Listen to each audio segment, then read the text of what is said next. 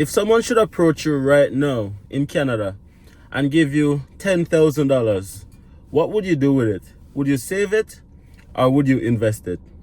What's the difference? Let's talk about it. One thing we can all agree on, if you should get $10,000 today, within another 5 years, another 10 years, or even another 20 years, that same $10,000 would not have the same value that it would have had today. And that is mainly due to one word, that's called inflation. Now, inflation really determines the value of your money over time. So that's what inflation is. It simply means you can't get the same goods and services for the same value of money. So your money essentially depreciates over time. In this video, I'm going to be answering a question that a lot of persons have been asking me to explain. What is the difference between saving versus investing? If this is a content that you guys like, please let me know down in the comment section. That's the best way to let me know that you value these kind of content. Smash a like on the video as well and subscribe to the channel for more of these kind of videos. Now let's talk about it. Saving. You have many different ways to save. The traditional way is really to open a savings account and pop your money in it and forget about it. It's there when you need it and you don't touch it unless you have to. That's the basis of saving. Other persons opt to save underneath their mattress, underneath their pillow. Some people save in a safe. Some people save many different ways. Now, the thing about saving that people don't tell you is that when you save like that, in terms of opening a traditional savings account, or save underneath your mattress, or in a piggy bank, or in a safe, or whatever you choose to save, what they don't tell you is that you're actually devaluing your money by doing that. Because remember, we spoke about your money having less value over time due to inflation.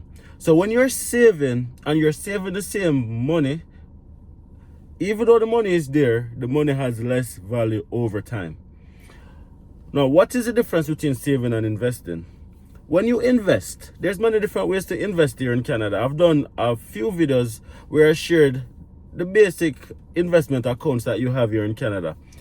Tax-free savings account, otherwise called TFSA. Registered retirement savings plan, otherwise called RRSP. And you have your non-registered account. You have your RRSP for your kids. You have your RDSP if you're experiencing some form of disability or you're caring for somebody with disability. Those are the basic types of investment accounts. But you also have self-directing investment. Now, I did a video previously where I explained all of this, so please go and check it out. I'm not going to go over all the details about the account, but I'm going to share the fundamental difference between opening an investment account here in Canada versus just a regular savings account. Now, let's use a tax-free savings account for simplicity. Now, as this name suggests, it's a tax-free savings account, which means that it's really a savings account, but whatever interest is generated and within the savings account is non-taxable, right? As the name suggests, tax-free savings account. Now, with a savings account, typically you get some form of high-yielding interest. So some banks will pay you, depending on the interest rate, they'll pay you some form of interest in your regular savings account. But usually, that interest that is paid on that savings account is underneath inflation, which means that you're earning less than what the inflation rate is. So you're still losing money. And not only are you losing money, the interest that you earn within that savings account, you have to pay tax on it because it's not taxable. Now, if you put that money within a tax-free savings account, the interest that is generated within that account, it becomes non-taxable. But here's the thing now. Within a tax-free savings account, remember we mentioned it's an investment account, you have the option of investing in different vehicles. Now, the tax-free savings account is just an account by itself. The money in the account is doing absolutely nothing unless you choose to invest it in a specific vehicle. Now, you have many different types of vehicles. The vehicle that I speak about a whole lot is called mutual funds. Now, mutual funds is when the bank or the institution take your money that you have in your tax-free savings account and they invest it in mutual funds. Now, mutual funds is really pooled financing. It's pooled financing. So you have a big pool, rich people, poor people, middle class people, everyone makes up the pool. And then your savings within your tax-free savings account goes into that mutual funds. You have many different types of mutual funds, from high risk, medium risk to low risk, and based on your risk tolerance, the bank determines what portfolio to put your funds in. Now, it simply means that the bank is doing your trading on your behalf, buying stocks, securities, fixed income securities, number of different securities on your behalf. So even if you are saving $25 a month within that tax-free savings account, that $25 is really going into mutual funds within the bigger pool, and then you're earning above inflation potentially. Again, the level of risk tolerance that you have determines the validity of your investment. Meaning that, are you an high risk investor? You might make more, but it's very, very volatile. You might lose some money. Are you a medium risk? Okay, then I might not make as much, but I might not lose as much either. Or are you a conservative investor? Okay, then I'm okay with just a little bit of interest as long as I don't lose much money. The bank uses those factors to determine where to invest your money for you. Now, that's just one vehicle. If you are someone who don't want to lose any money at all, then you can consider putting that money within the tax-free savings account into what is called a GIC. Now, a GIC is really guaranteed investment certificates, which is another term for fixed deposits. So you can put a fixed deposit within the tax-free savings account, and you get a guaranteed rate of return over a period of time. You have many different types of GICs, from 3 months, 6 months, 8 months, 12 months, a year, 2 years, 3 years, depending on the institution, and then you get a guaranteed rate of return. Now, here's the catch. The guaranteed rate of return, whilst it's more typically than what you would have in your high yielding savings account, it's still sometimes below inflation. So you still might be losing some money, but you're getting some interest, and the interest that you're getting is non-taxable, right? The other way you can do it is, okay, then I can do this myself, right? Like for somebody like me who have worked in the bank for many years, both as a senior financial advisor and as a manager, I can do my own investing. I don't need to pay the bank to do it for me. So you know what I'm going to do? I'm going to open a self-directing account where I can buy my own stocks, my own ETFs, my own everything within the tax-free savings account. I want to do it myself. You also have that self-directing option, right? But ultimately, you are responsible for doing your own research. You are responsible for doing your own trading, buying and selling. And most of the banks and institutions have platforms that you can use. I won't give any credit to any bank right now, so I'm not going to even call out the platforms, right? But you also have that option. Now, fundamentally, investing is when your money is buying other stuff and your money working for you. Like, for example, we mentioned in the tax-free savings account, you can put it in mutual funds. The bank buys stocks, and stocks is just an asset. It's a non-tangible asset. And just like any asset, you buy it low and you sell it high. That's the goal. You want to get in as low as possible, and you want to sell it as high as possible, because it's a non-tangible asset. It's an asset that you have. So it's really and truly your money working for you by buying little mini assets, and then you can sell those assets. Just like buying a house, you buy a house for 100,000, you sell it for 150, you have $50,000 capital gain. That's how it works, guys.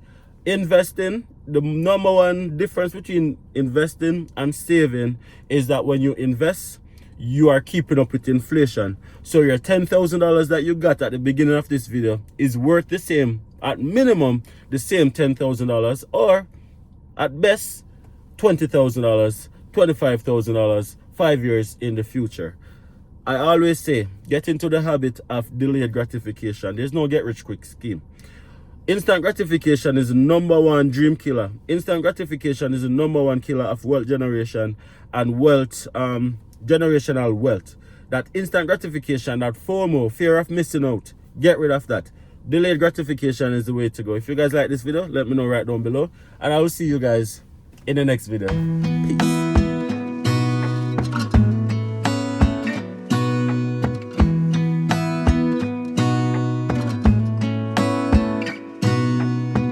Gonna stay in this moment, gonna lay here on the grass.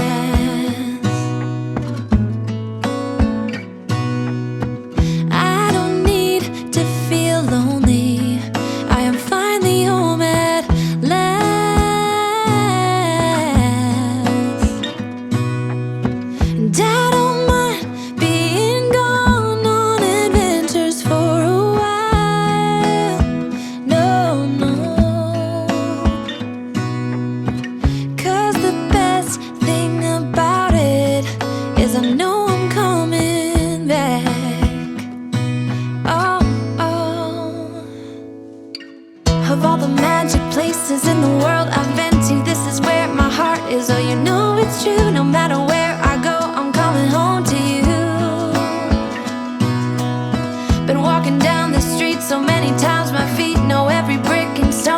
wear a blindfold. No matter what I do, I'm coming home to you. And I don't know why, don't know why, don't know why I'm always feeling homesick.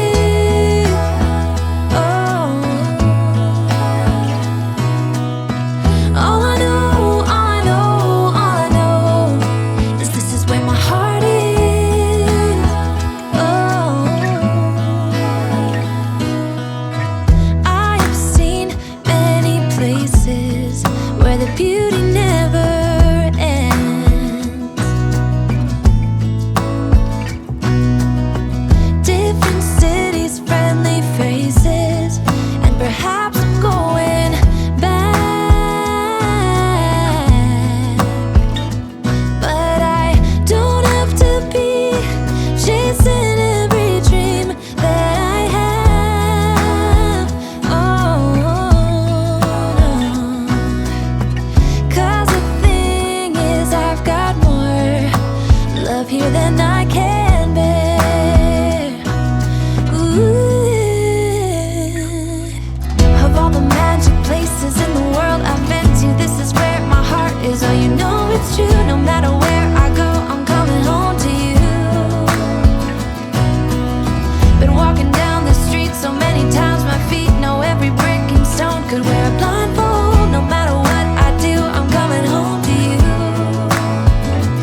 And I don't know why, don't know why, don't know why I'm always feeling homesick. Oh, all I know, all I know, all I know is this is where my heart is.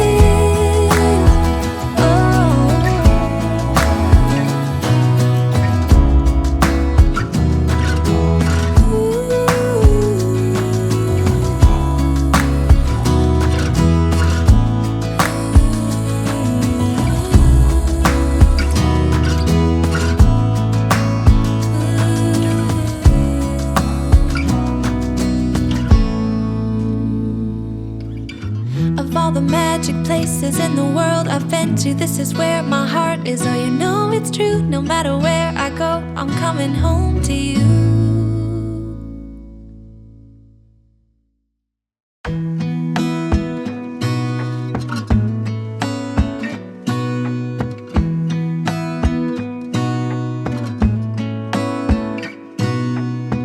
Gonna stay